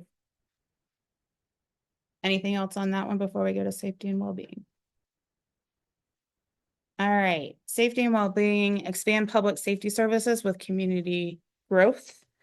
So I'm gonna have the conversation with the fire chief soon, addressing the evolving needs and equipment, staffing, facilities and service delivery. Probably once I talk to him, have more solid recommendations coming out of here regarding action items. Develop, sorry. Oh, road superintendent? Yeah, okay, yeah, thank you. Can you write that down too? Road superintendent. Thank you. Yeah, that should be a Yep. fire department Roads. maintenance. Yeah. Can you find another word besides multimodal? I'm thinking we're gonna leave a lot of people in the dust. Yeah. Yep, I can do that. Do you think it's another term or do you think defining it in the definition glossary area? Take it out of the recommendation, develop a safe transportation network and then talk further about what some elements of that could be in the action items. I'm fine with that. I agree with that. I'd like to keep multimodal over in the action items, but yes, taking it out of the recommendation. As long as you Yep. explain what Yep. that And explain what it is. Yep, I like that. Good. Chief, on the first action item. Are we getting to the point where we need to have additional conversation as far as public safety goes outside of the fire and EMS domain, specifically talking about police protection, sheriff response, things like that? I don't think you're quite there yet, trustee, but as we grow, yes, you're definitely gonna have to, on the law enforcement side, yes. And we'll be having one on the 17th on my side. What's on the 17th? Trustee meeting. Oh, sorry, got it. Cool. All right. Plan for township facility expansion. Assess future staffing requirements, including potential township administrator position, and evaluate administrative buildings, storage facilities, and cemetery infrastructure needs. We do in the text have some language and some studies, information on the township administrator position. I think as far as evaluating administrative buildings, storage facilities, cemetery, we'll have the conversation with the maintenance department. and then obviously the chief will help us with the fire, department needs, but it may be, where you actually need to do a feasibility study down the road for a facility feasibility study. And I don't know if we want to actually use those words in the action I think items. as you have a conversation with chief. Yeah. And you talk staffing, equipment. Yeah. That. Yeah. They'll be able to help you articulate this. Okay. On this, in this whole area, Mhm. I think that there's a need. In the past, what united the residents of Harlem Township? Well, they were all living on the same schedule. They all were growing the same stuff. They were all sharing what they grew with each other. They were all fixing each other's equipment. They were going to the same churches, et cetera, et cetera. All those things that created community in this township are things in the past because it was an agrarian culture. We hear current residents, we hear the old timers lament, we don't have the same sense of community. And so what we need to do is identify those things that our current residents would value. And we need to invest. So I'm talking well-being here. So I wrote down education. What are we doing? Shouldn't we be thinking about what is the future of Big Walnut schools in Harlem Township? And that needs to be part of this document. Yeah. Where's the library going to be? Yep. Recreation, preservation parks. What's the park system look like? Where are the pickleball courts? Where's the rec center? The arts. We have a theater group here in the community. Do we envision a real theater in Center Village someday where that community can perform? And that it becomes ours. The way the little amphitheater up in New Albany has become theirs. The arts, whether that's a gallery, whatever that is, how do we support that? So there are things that Gen Zers or millennials appreciate. This it's not agrarian, but that could bind us together and help us be a community that shares the same values and shares the same spaces around this. So we need to create those spaces. And that's what will create that when we talk about community pride and identity. I think it flows out of those things, but that all has to be envisioned and created. Right. And so putting, again, words that help capture these values that our current residents, which right now are rather disparate, because we're all going to other places for this stuff. Right. But we want to say, no, we want you to stay in Harlem Township. We want to create a community where it's here. And we're saying not go to those places. But we want to say, go there and this. And we want to, I joke with Joe Stefanoff that someday people in New Albany are going to drive up to Center Village to eat in a 5-star restaurant. I heard you say that to him Yeah. before.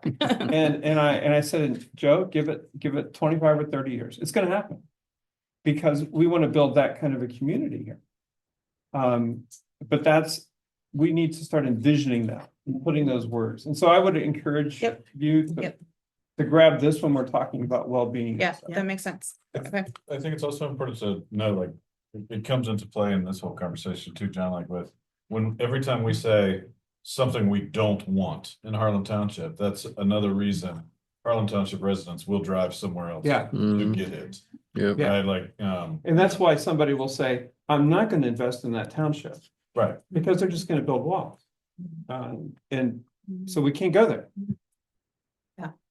Like, one thing that at one of our meetings, there was an event going on in Harlem Township, and it was stated that there was not a beer garden to not have that type of activity in the area. But I went to Sunbury Sizzle and you see all walks of life, everybody hanging out, not everybody's in the beer garden, but you had things for kids, things for adults, food, you had entertainment, you had all kinds of things.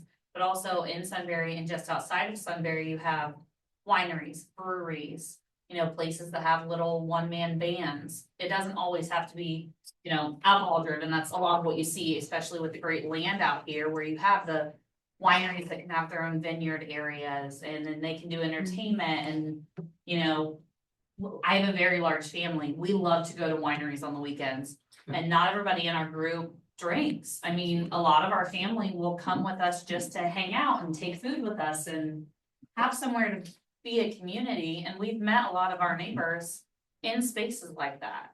You know, this is a very large land-sized, you know, township when you look at it, so you don't have a neighbor right next to you, you know, almost sharing a driveway. Community places like that, they're driving to New Albany for that, to Westerville for that, out to Sunbury, past North Galena, where Henmix is, if anybody's been out there, it's great. It's an amazing facility. I mean, and you see all walks of life, all kinds of people out there. That, when you talk about, you know, the well-being of the community and bringing community together, you need places like that, not just one restaurant in Center Village. And not just like tiny restaurants that only 4 tables fit at, like using that larger space that we do have out here, I think is great. Do you envision a recommendation along the lines of creating a master plan? Like literally hiring a design firm to take the entire township and create a master plan of, We are engaged in a continuous process of planning. right? What that embodies Mhm. in the coming months, I'm not sure. Yeah. But we've talked about Center Village. Yeah. That to help our residents articulate their values and to put that on paper so Yeah. they can see it. And then that informing the other quadrants of the township. Yeah. But to the degree we're able to master plan, that's a great process. I mean, because I mean, this document isn't going to be a master plan. It's going to, you No, know, it's show your future land uses Projected. and show your priorities. Yeah. But to actually hire an architectural firm that can sit down. What I'd like, so if, this is very speculative. If those landowners in the southwest corner decide to collaborate, then I would love to say to them, hey, hire that person. Master plan those 700 or 800 acres, 900 acres that are down there. It would be interesting for the township to consider, do we have a role in that planning process? And if You we do, have a yeah. role, do we have an investment? I don't know the answer to that. Mhm. But then you have a project that is aligned with the strategic plan and is done in a homogeneous way. Right. That is not patchwork quilt development. Right. So one could see that. How do you take, I don't know that you take the 7,000 to 9,000 acres that are developable in the township and attempt to do all of it at once. That would be wonderful. And as someone said to me, you need a billionaire. Right. Yeah. Right. Yeah, I and just conceptual, I mean, obviously if somebody in the southwest corner wanted to do that and do more of a in-depth design master plan for that Yeah. area, but I'm thinking a high level of, Yeah. this is how we, want this to develop. Yeah. And you can come here if you align with that. Yeah. Just it goes with those the culture values, core values. So ideally, so I'm speaking for this one singular trustee. I think that's the ideal world. And why shouldn't one strive toward? And it's an expensive endeavor. Understood. So that's why I asked, do you So want that as a here's- recommendation coming out of this or not? But here's what I would say to the Columbuses and the New Albanys of this world that have said, hey, we highly value a good neighbor to our north. Okay, and I'm saying this publicly, then help us get there. And you can help us by planning, and you're all about planning. And so these planning dollars that are invested in our community only benefit you in the long haul. And here, we're just a township. I say that just. The township is only as weak as its strongest partners. And if we have strong partners that say, we're willing to invest in that kind of planning for Harlem Township, I'm all for it. And so why not ask? Yep. Okay.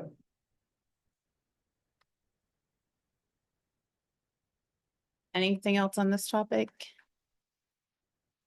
All right, that bleeds right into, She's got a comment. oh yeah, I think too, if you can, when you go to talk about wellness and stuff, if there is a chance that Jason and I can have an overlap before or after, because he and I have already discussed, and obviously as you add road miles, he has more responsibility.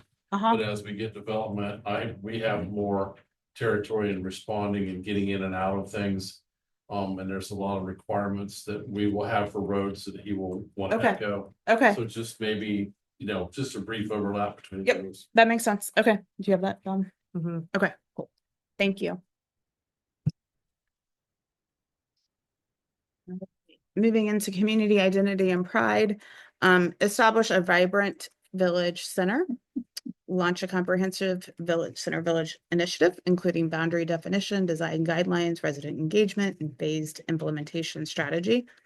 Again, master planning. So, establish distinctive township branding, which you guys have already talked about and asked for a quote from Cryo Communications, and should be discussing that at your next trustee meeting.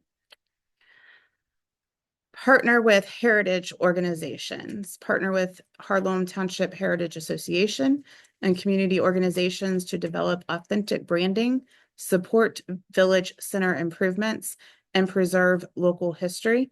So you have the Heritage Association and community organizations already.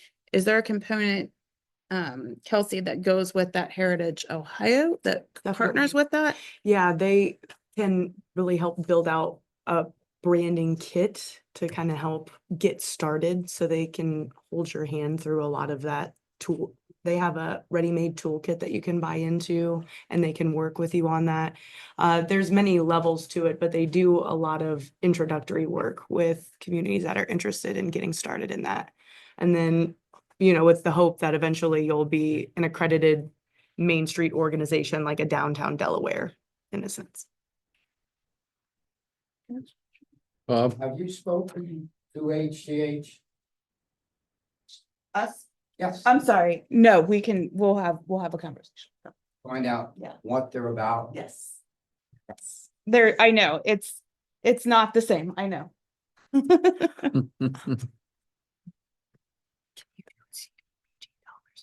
No, no, Okay, they're not. that's what I was thinking. All right, implement heritage inspired design standards. So again, working with a design firm to understand what your vision is and then creating those standards to ensure that your community is complying and aligning with that vision as it develops.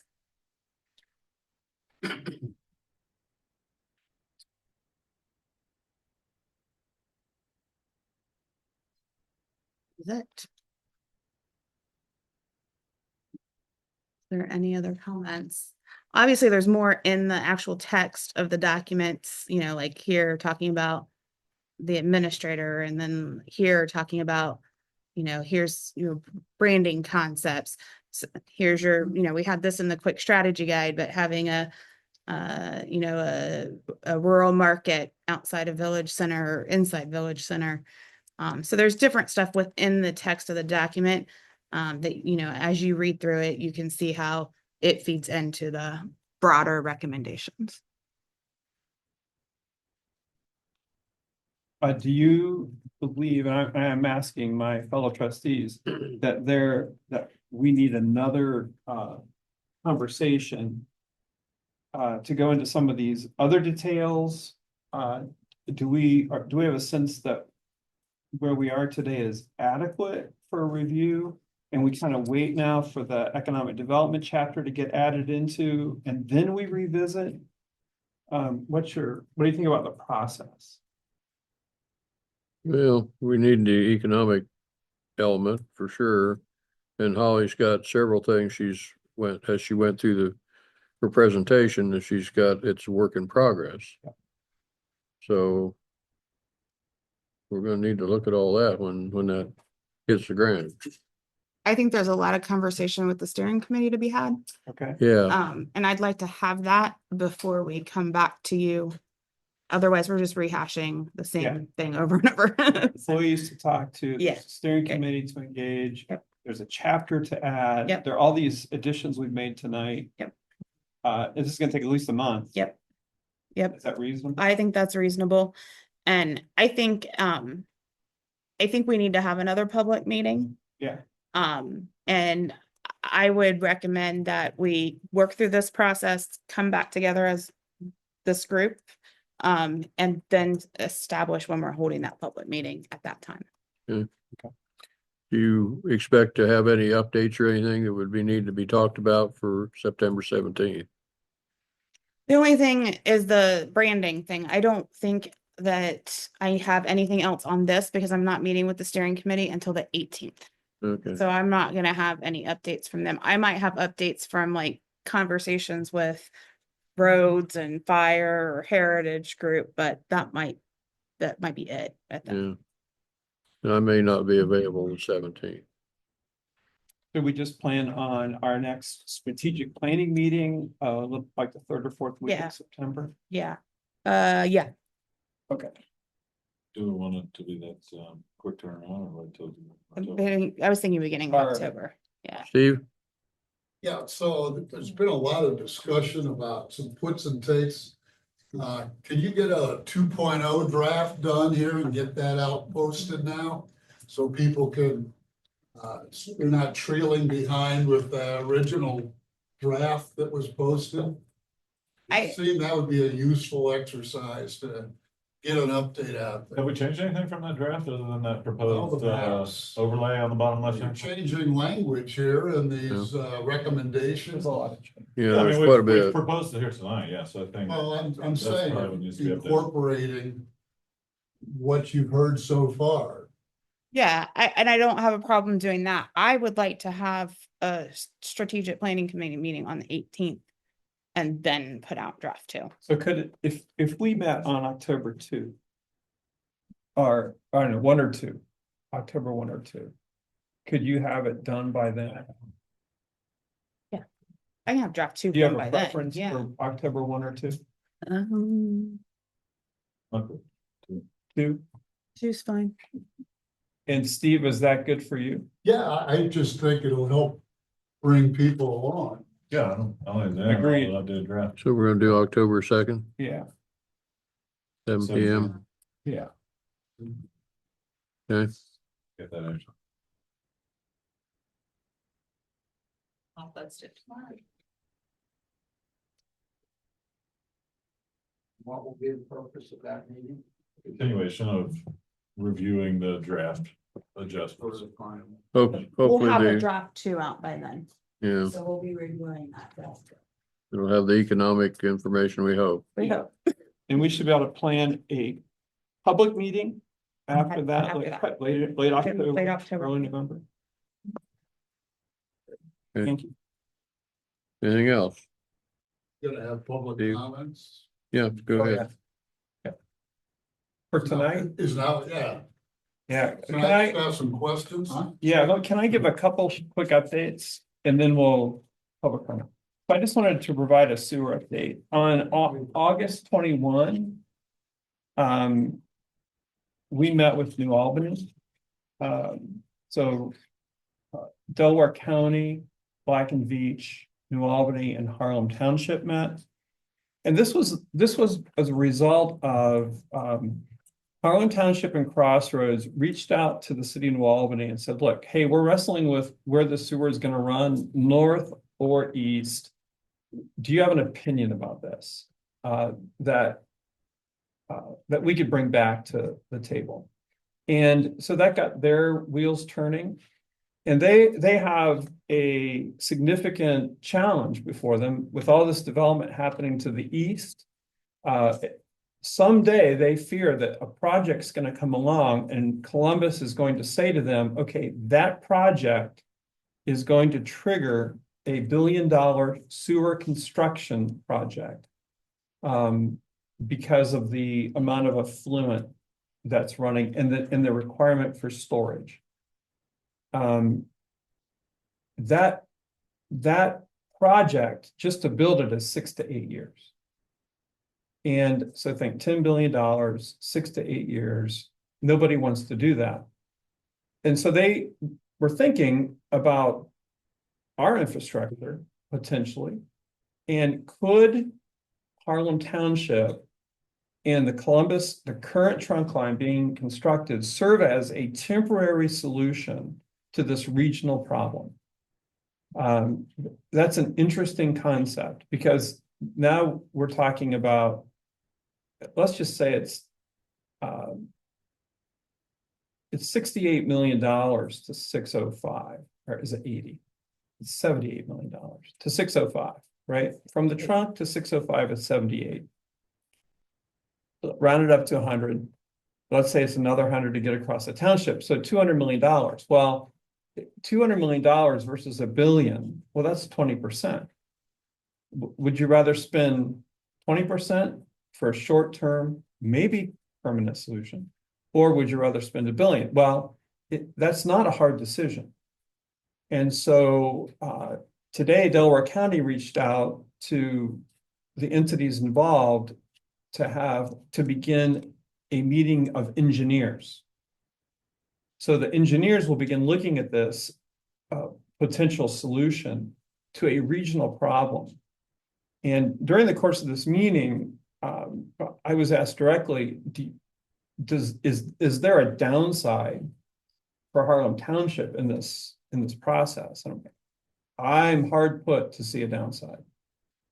If someone else is willing to pay for infrastructure development across the southern tier of the township, and invest in a long-term relationship that includes a non-annexation agreement, this is all to our benefit.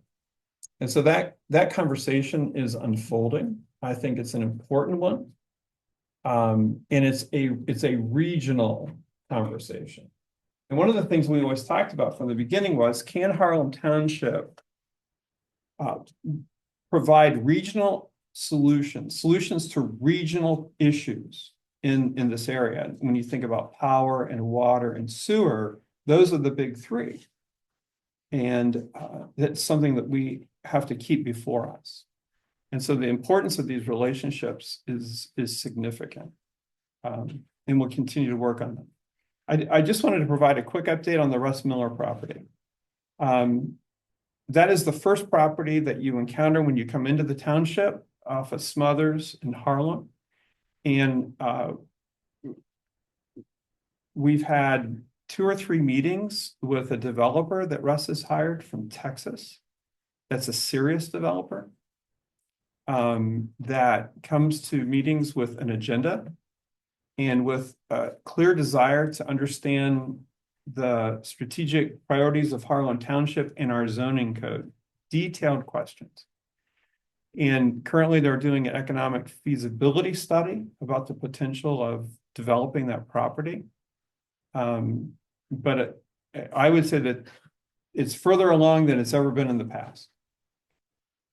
And to that point, they reached out to me to schedule a pre-application meeting for the overlay zone. So I've been working with Mike Kabler, Mike Cannon, and the fire chief to get that scheduled. Great. So great.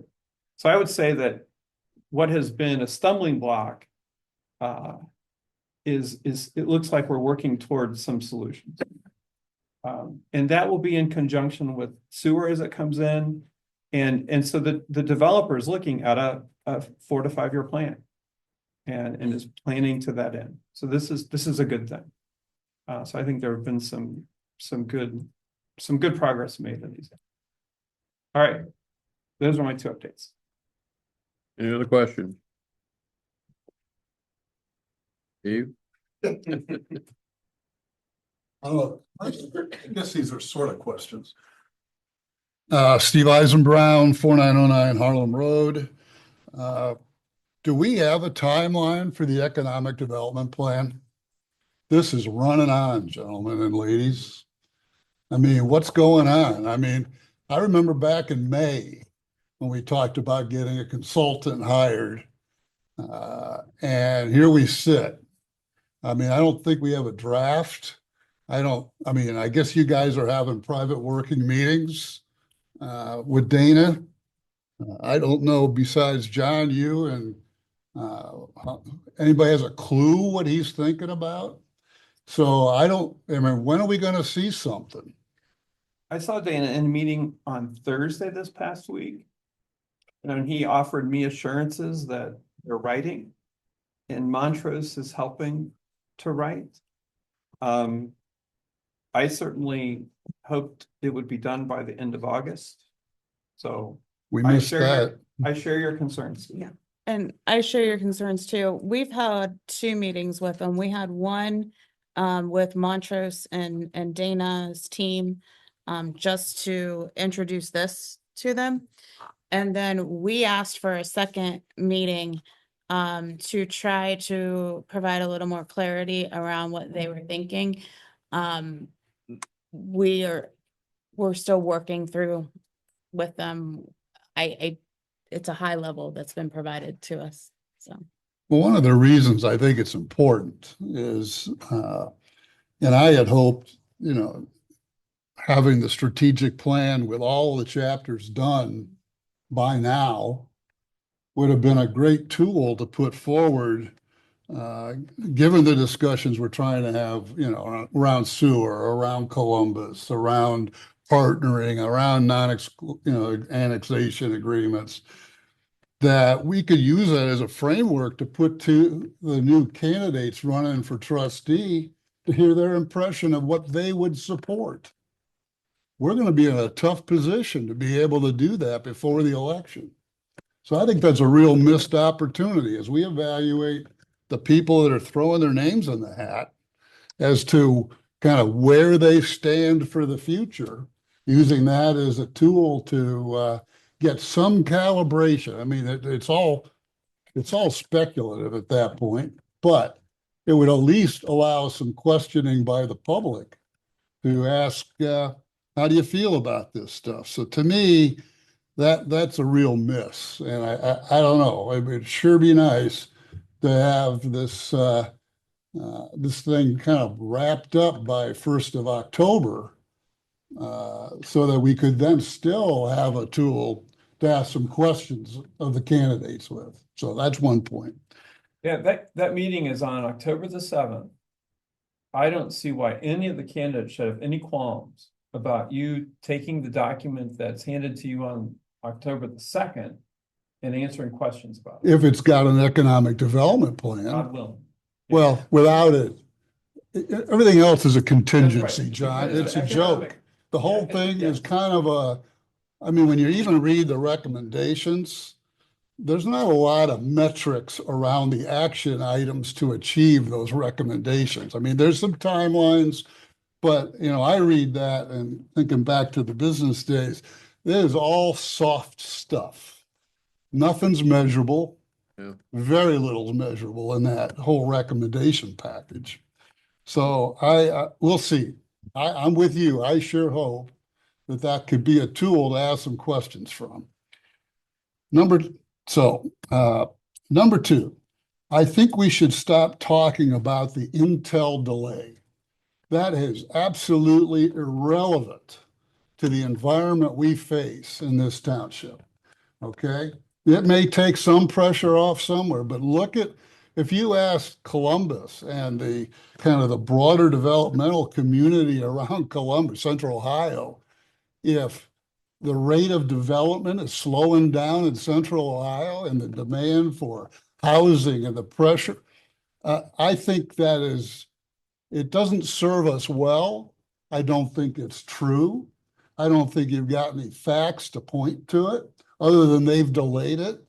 But to what degree do you think the pressures come down? 5%? I mean, I think Taiwan City's gonna partner with them and end up building it anyhow, or another town I think, yeah, I Yeah. think, why Yeah, would you somebody put your else. head in the sand about Intel? That just bothers me. So I would take that one off the Well, blocks. I can't take that off the block because it came from a resident, and if I pick and choose what resident comments I put on that slide, I'm going down a slippery slope. So I agree. Well, maybe they could- that could be a comment. Sure. I don't think it's a legitimate concern. When you talk Yeah, to true. NACO, NACO is not focused on Intel. No. necessarily. They're focused on life sciences, Yeah. on the pharmaceutical industry. We've on now data got centers. aerospace and defense Yeah. coming in. I mean, And there's, huh, the foot is on the accelerator. there are people in this township going back to a year and a half ago that would love to believe that Intel would never happen and the life will go back to where it is. Folks, that train is, you can't even see the That is a track. valid point that we need to. So do not harp on that, please. Building power lines. Huh? They're still building power They lines. certainly are. So, the point of the net developmental, I think that has merit to it. I think we need to be clear that we're not talking about that in terms, and you said this, of the overlays, right? The overlays have a different structure for understanding how these pieces fit in. And so as we've opened up this conversation around the PUDs versus the overlays and divergences, I think the net development makes a lot of sense. Let's just not all of a sudden think that's also going to just roll right into overlays, or keep it segmented, please. Let's see. And the 200-foot buffer, when we talked about this at the strategy meeting a couple of weeks ago, that was one of the biggest inputs we got during the overlay developments on the strategic planning committee going to the previous one. And people felt very strongly about having to, and then as we said to the members of the current committee, that 50% reserved open space, that can be used as part of that buffer counts towards that, right? It's not like you got to have 200 foot and then a whole nother 50% somewhere else. That is part of it. And so when you think of it in that manner, I would strongly urge you, and you've said this tonight, to use the divergence process, to look at those as one-offs for consideration. But don't start doing wholesale changes to the overlays. And the thing we got to remember is any of the overlays where there's a proposed change, because there are multiple overlays, those are all going to have to get voted on and voted in again by the trustee, recommended by the zoning first, and then you guys have to vote. And it opens up that overlay process again to referendum. So we need to be careful about how we tinker with that stuff down the road. So I think the divergence process needs to maybe be tightened up a little bit on how we would kind of we're trying to get the message out that Harlan Township's open to do business. And it didn't just do the overlays. I mean, we hung a lot of weight on overlays and it was a great accomplishment, but that alone doesn't solve all of our issues. And I think we're all getting smarter about that. And that's good. So we need to fine tune the divergence piece a little bit to make that workable for people. And then the PUD discussion's a separate one. I like distinct, connected, rooted in the land. I think that's really a great step forward. I agree, enclave bothers me a little bit. But I would, since you guys have commissioned the branding process, for the community, you voted to. We haven't yet. Oh, I thought we No, did. no. Next Well, meeting. next meeting. Okay. We brought it up, but we didn't. Okay, we so didn't move please, on it. I would make sure, and I'm sure Lindsay's listening in here, that let's make sure that concept is front and center when any of the start of the work begins on the branding part. because that'll be a kind of a grassroots activity or a foundational point for any of the branding stuff. But, okay, I'm done now. So, Okay, thank you. thank you for listening. Anything else tonight? Hi, this is Dutch. Can you hear me? I know. I know. I know. Jim Steelsmith, Ridgeview Drive. Ditto on some of the stuff Steve brought up, so I don't have to go back over it. Yes, you will. Couple things. One thing we did, and I did in particular, during the strategic planning process, is when we were talking about setbacks and also what something's going to look like, I would encourage the steering committee and other people who are involved in this to actually go out to existing properties, commercial properties. And when we're talking about the 1,000-foot setback, okay, or the 1,000-foot area for a mixed use, we actually went out and measured them. We went to shopping centers. What is 1,000 feet? What does that do? How many businesses can you put in 1,000 feet based on Columbus zoning, Worthington zoning, New Albany zoning? And when you look at a field, and it's hard to tell what 1,000 feet is. It's different when you're developing and everything gets condensed versus standing on a farm. And I would encourage, that's how we came up with a lot of the distances and the things that we proposed, was that we actually went out and looked at it, already done, so that it's not just some random thought as to what you can put on there. So, and what it does. So I would encourage the steering committee and anybody else, when they're talking about distances, and the 1,000-foot up on Trenton Road, we actually went out and looked at commercial businesses and shopping centers, and what can you put in that 1,000 feet? Following that up, Holly had mentioned the mixed use on Fancher. You said 1,000 feet, isn't that, aren't you still proposing 2,000? I misspoke on that. My apologies. Yeah, so it is 2,000. It's what's in the plan, yes. Yeah, the It has plan, not so changed. I would, again, ask people to go see what you can put on 1,000 feet, what it looks like. I don't think that's necessary to go 2,000 feet on a carte blanche overlay. There again, you can have individual zonings that might fit in there.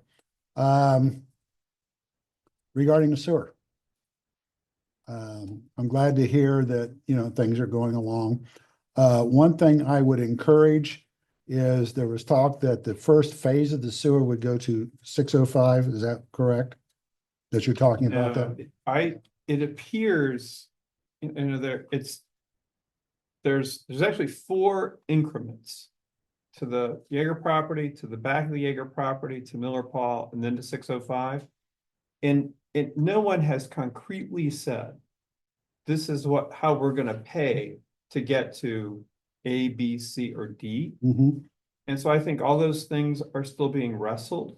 Okay. But I do think in the overall, there's an inclination to go as far as possible. Okay. And so what I heard in the last meeting was more of an emphasis on the Miller Paul, so that would be C, as, hey, let's try to get to Miller Paul. That's where they are right now. And Yep, Holly, I agree. That's Yeah. what we're hearing. So I've been thinking about that. How do you pay with just a couple landowners to get to Miller Paul? It's So, right. impossible. So the way you do it, and this is talking to Dana, Mm-hmm. is if those land, he divides it into third. A third the county, a third developers, a third the township. If the township partners with other entities, then there are ways to deal with our part of that become feasible. And there are economic tools that can be implemented to help us defray the cost that comes to the township over time. Okay. So that's his initial take. And it's very important, this is where Steve is so right, if the numbers don't add up, we're just all talking. Mhm. And so, Well, that's, in the next month or two, there needs to be some very concrete. They will say, hey, it's $6,900 a foot. So we know that. It's $6,900 a foot. so is this all still micro tunnel? That's correct. Okay. All microton. And that's because of the ground conditions or? They have a whole spreadsheet where Mhm. they've evaluated the benefits and risk, a benefit risk analysis Okay, of open cut versus microtunnel, and microtunnel wins every time. okay. So I would encourage when you get into that, because you're in the first of the meetings, before the public hears Yeah. about it. I would encourage that even though you have to maybe build the sewer in increments, that the plan for without stopping would be to actually go across 605. Yeah. And that's without the New Albany stopping, conversation. right, but even without New Albany, the reason being that there's so much developable land and some Yeah. developers over there that when you form your NCA and all your things to float your bonds and that type of thing, that they be included in the conversation. Therefore, you'll have more money coming in. Copy. So that I wanted to make sure wasn't missed, that when you hear about smaller increments, that you don't want to miss these people. So that's the big thing. The other thing I worry about when you were talking with New Albany and stuff, obviously you'll have to bring Columbus in because we don't Yeah. want to lose any of our capacity. Yeah. That we're already contracted for. Yeah. Okay. And so in fact, and this evolved out of the last meeting. What was, I think, going to be a CETA agreement with Columbus and Harlem Township should in fact be a CETA agreement between Columbus, New Albany, and Harlem Township. Just like we've done with Galena. So all three entities should collaborate on one document that includes all of our shared interests. Okay. And that would go a long way toward accomplishing some of the things that you're talking about. Yeah. Okay. Yeah. I appreciate that. That brings a lot to light. So in my personal opinion is that document, the ink should be dry on that document before November of 26, when Columbus may get a new mayor. So we've got an administration right now that's aligned with us, is working with us. Let's try and get this CETA done before November of 26. Okay. And that will include a non-annexation agreement from both Columbus and New Albany, as well as infrastructure agreements, a JED, et cetera. Mhm. I appreciate the enlightenment on that because, like I said, all we're getting is bits and pieces. Yeah, we're trying not to, Jim, want to be as open and transparent as possible about these things. Okay. And before I sign off here, again, to the steering committee and everybody else that's involved, I strongly encourage you to go look at existing properties. Step it off, see what 1,000 feet is, see what 200 feet is. Where there's lots of examples. I'm not gonna call me and I'll tell you where to go. Get the owner's permission. Yeah, I can tell you, but it only take a few minutes, but that will set in your mind what you're talking about when you talk about these different figures.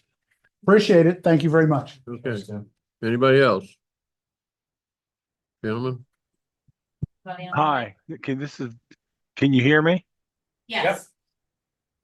Ah, great, thanks. Hi, this is Dave Holland, 7100 Harlem Road. The comment that you made earlier about talking with the developer about extending the source that way, that you had a conversation, was that at the property that sits at the east end of the roundabout at Harlem and Smothers? That's Yes. correct. Okay, thank you. Okay, anything else? If there's no further business, I make a motion to adjourn at 9:08 PM. Second? All those in favor, aye? Aye. Aye, meeting adjourned. It's past 9, I'm sorry. Yeah. Oh. It's